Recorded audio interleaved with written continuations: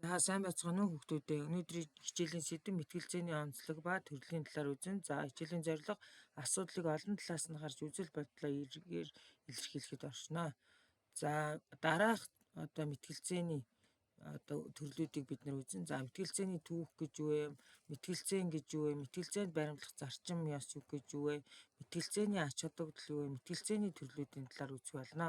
За мэтгэлцээний түүхийг авч үзвэл мэтгэлцээний эртний грекийн ардчлалын нэг хэсэг байв. За Апи хотын иргэд хуйлаа хилэлцэж мэтгэлцдэг байсныг мэтгэлцээний их үүсвэр гэж тэмдэглэдэг байна. За мэтгэлцээн гэдэг нь орчин үед боловсролын сургалт хэлбэрээр ихэвчлэн хэрэглэгддэг тодорхой сэдвийн талаар үнэн, зөв, худал, буруу гэсэн хоёр талаас нь үндэслэл нотолгоотойгоор илтгэн мэтгэлцэж маргалдах арга одоо байрал юм а.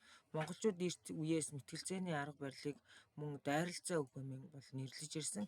Мэтгэлцээ нь тодорхой дүрмтэй байдгаараа хэлэлцүүлгээс ялгарх бөгөөд илүү ялах мэтгэлцэх шинжтэй байдаг. За мэтгэлцээнд баримтлах зарчим ёс гэж би мэтгэлцээ нь үнэн, бодит байдал, зөв боловсон харилцаа болон альваг улам боловсронгуй болгох гэсэн чармайл чанараараа онцлог байдаг.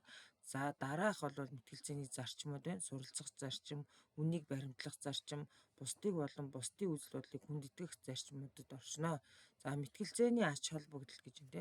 За мэтгэлцээнд сурсны дунд хувь хүн дараах бол чадварыг эзэмшинэ. За бүтээлчээр сэтгэх чадвар, судалгаа хийх чадвар, урнан илтгэх чадвар, сонсох ба тэмдэглэл хөтлөх чадваруудыг бол эзэмшдэг. За мэтгэлцээний дараах төрлүүд байна. За оролцогчдын тоо болон асуудлын юуг үндэс болгон хэрхэн авч үзэж байгаагаар нь мэтгэлцээнийг Линкольн Дугласын бодлогын парламентийн Карл Попперийн гих мэтээр бол хуваадаг. За энэ төрлүүдийг бүгдээрээ авч үзье. За нэгдүгээрт нь бол Линкольн Дугласын мэтгэлцээн гэдэг нь Авраам Линкольн болон Степен Дуглас нарын хооронд болсон алдартай мэтгэлцээнээс уламжлан энэхүү нэрлсэн ба үнэт зүйлийн мэтгэлцээний төрөл байдаг. За хоёрдугаарт нь бодлогын мэтгэлцээн гэдэг нь тодорхой бодлогыг хэрэгжүүлэх асуудал чиглэсэн. За нотлох тал өөрчлөлт хийх төлөвлөгөөгөө дэвшүүлэн хамгаалах бөгөөд харин няцаах тал нь өөрчлөлт хийх шаардлагагүй ба нотлогчдын төлөвлөгөөний сул талыг бол батлан харуулдаг байна. За Карл Попперийн мэтгэлцээн нь Линкольн Дуглас болон бодлогын мэтгэлцээний холимог төрөл бөгөөд бүтээлч сэтгэлгээ болон үндэслэл дэвшүүлэх чадварыг бол хөгжүүлэхэд чиглэдэг байна.